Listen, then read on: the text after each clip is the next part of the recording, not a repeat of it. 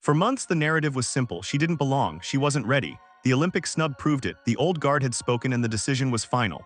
Caitlin Clark didn't make the cut for the 12-player Team USA roster headed to the 2024 Paris Olympics. Selection Committee Chair Jen Rosati explained the decision came down to basketball criteria. Not the fame, not the attention, just basketball. The sports world accepted it, moved on. Filed it under necessary sacrifices for team chemistry. And then her Team USA debut tipped off, and everything changed, not just on the scoreboard, in the room. The moment she stepped onto that floor, something shifted. You could feel it before the first possession ended. This wasn't a player trying to prove critics wrong. This wasn't a rookie chasing highlights to justify a roster spot. This was control. She didn't force shots. She didn't hunt the spectacular. She orchestrated. She spaced the floor. She pulled defenders out past 30 feet and created space that no one else on that roster could generate.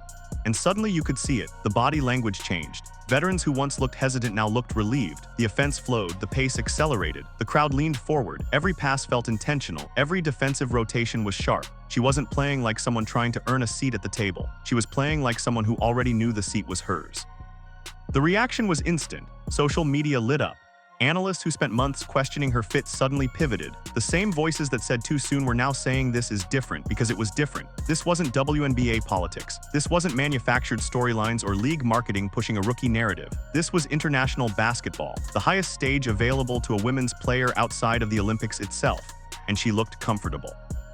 That is what made this debut explode. Not the highlights, not the stat line, comfort, control, confidence. The snub narrative didn't just take a hit, it collapsed in real time. And everyone watching had a front row seat to the wreckage. Here is what the highlights didn't show you. Watch the bench, not the ball, the bench. Because Caitlin Clark's Team USA debut didn't just explode online. It divided the room. And the second she stepped onto that court, the same tension that followed her into the WNBA followed her here. Us versus them. Old guard versus new energy.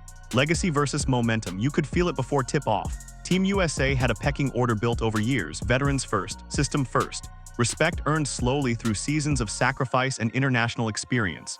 That structure existed for a reason, and everyone inside that program understood it. And then Clark walked in, not quietly, not deferentially, with the kind of natural authority that doesn't ask for permission and doesn't wait for validation. Early in the game, you could sense the evaluation happening in real time. Veterans observing, testing pace, testing decision-making, watching to see if the hype would hold up when the competition level rose. It held up.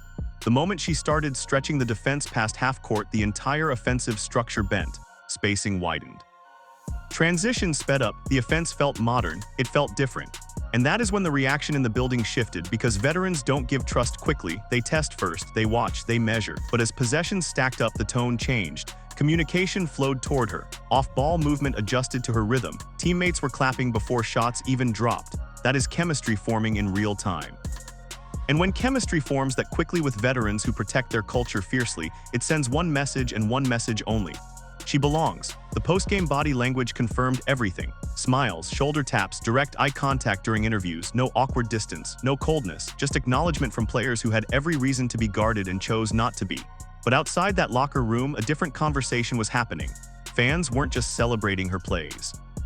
They were asking questions, uncomfortable ones. Why wasn't she here sooner? Why did the snub feel so definitive when the fit looks this natural?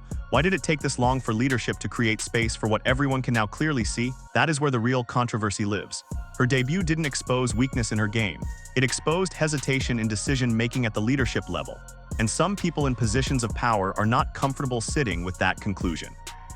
Because once the room accepts you and the system responds to you and veterans adjust their game for you, there is no neutral position left to take. You either acknowledge what just happened, or you look away. And the sports world was not looking away. They left her off. That was the headline. Too inexperienced, too soon, not ready for the international stage. The selection committee made their call and defended it publicly with language about basketball criteria and roster fit and team chemistry. The sports world debated it for weeks. Some agreed, some didn't, but the decision stood. And then her debut happened, and the Olympic snub stopped feeling like a statement of limitation. It started feeling like a miscalculation, a significant one, made by people in positions of authority who had access to the same film everyone else had access to and still arrived at the wrong conclusion. That reframing matters, because miscalculations at that level don't quietly disappear. They linger. They follow decision makers. They become part of the institutional record. But here is what made her response to all of it genuinely powerful. She didn't come out with revenge energy. She didn't arrive at that court with something to prove in the loud theatrical way that would have been completely understandable given the circumstances. She came out with controlled response. And controlled response is more dangerous than anger. Every possession felt like quiet proof, no theatrics. No gestures toward critics, no pointed celebrations designed for social media reaction. Just execution, clean, precise, repeatable execution that made the snub look worse with every passing minute. That is how redemption works at the highest level. It doesn't scream, it demonstrates. Think about what the selection committee said publicly. Basketball criteria, not fame, not attention. Pure basketball decisions made by people who understand the game at the highest level. Okay. Then explain what everyone just watched. Explain the spacing, explain the pace.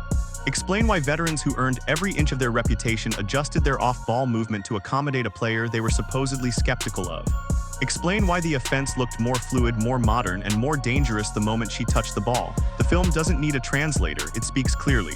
And what it said to everyone watching was simple. The decision to leave her off that Olympic roster was not a basketball decision. It was a politics decision dressed in basketball language, and the debut proved it without saying a single word. Commentators softened their tone in real time.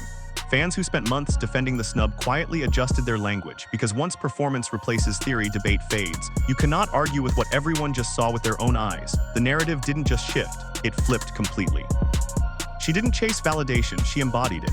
And when that happens at this level, momentum doesn't slow down, it compounds. The snub gave her a story, the debut gave her power. And those two things combined create something that no league office, no selection committee, and no veteran locker room hierarchy can easily contain. Redemption arcs resonate deeper than hype. They feel earned, they feel real. And this one was playing out in front of the entire sports world with nowhere to hide. This wasn't just a debut, it was a leverage moment, and leverage changes everything. For months, the narrative positioned Caitlin Clark as dependent on the WNBA machine. League marketing, broadcast push. Rookie storyline carefully managed by an organization that needed her more than it admitted. The framing kept her contained within one structure, one system, one set of institutional gatekeepers. But when she stepped onto Team USA's floor, that frame disappeared completely. She didn't need the league's infrastructure to command attention. International audiences tuned in, engagement spiked. Highlights trended globally, broadcast numbers moved, sponsor metrics responded. That is not coincidence, that is influence. Portable, transferable, structure-independent influence. And that is the most important thing her debut proved. Think about what happened to ticket prices when she was injured during the WNBA season. The lowest available ticket for a Fever away game in Chicago dropped from $86 to $25 after her injury was announced. In Washington, tickets fell from $41 to $14. One player, 2 weeks sidelined. Ticket prices cut by 2/3. That data point alone tells you everything about where the commercial gravity of this league actually lives. And her Team USA debut told the same story on a global stage. She elevates any structure she touches. That is rare, genuinely rare. The kind of rare that makes executives in broadcast boardrooms lean forward. The kind of rare that makes sponsors recalculate their marketing models. The kind of rare that makes CBA negotiations look different because every party at the table now understands clearly who is driving the value being negotiated over. Once a player proves that kind of portability, the power dynamic shifts permanently. Broadcast leverage changes. Sponsorship conversations change. Owners see ratings attached to a name, and that name starts carrying weight in rooms she has never entered. Infrastructure-level influence. The kind that doesn't quietly fade after one good performance.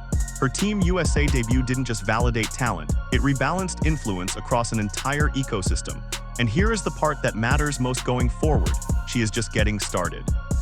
The Olympic snub, the WNBA politics, the formal warnings, the locker room resentment, the institutional resistance from people protecting legacy and hierarchy. All of it has done one thing consistently. It has made her story bigger. Every obstacle added another chapter. Every attempt to contain her created another moment where she proved containment was impossible. Every voice that said not yet became part of a narrative that now looks historically short-sighted. She didn't chase the spotlight. The spotlight followed her because she kept performing when the lights were brightest and the pressure was highest. That is who she is. That is what the debut confirmed, not a marketing creation, not a media narrative propped up by broadcast budgets and corporate partnerships. A player, a real one, the kind that changes the temperature of any room she walks into regardless of the uniform she is wearing. Her Team USA debut exploded online because performance at that level cannot be contained by politics. It exploded in the locker room because veterans recognize real when they see it. It exploded in the broader sports conversation because the sports world had spent months being told one story and just watched a completely different one play out in real time. The snub gave her a narrative. The debut gave her proof. And proof at this level doesn't just silence critics. It rewrites the record permanently. The redemption arc isn't complete, it is compounding, and everyone who tried to slow it down just made it more powerful. This wasn't just about one game on one court on one afternoon. This was about what she is, what she represents, and what becomes possible when a player with that kind of gravitational pull is finally given the stage she deserved all along. She is not just a player anymore, she is infrastructure. And infrastructure doesn't ask for permission, it just builds.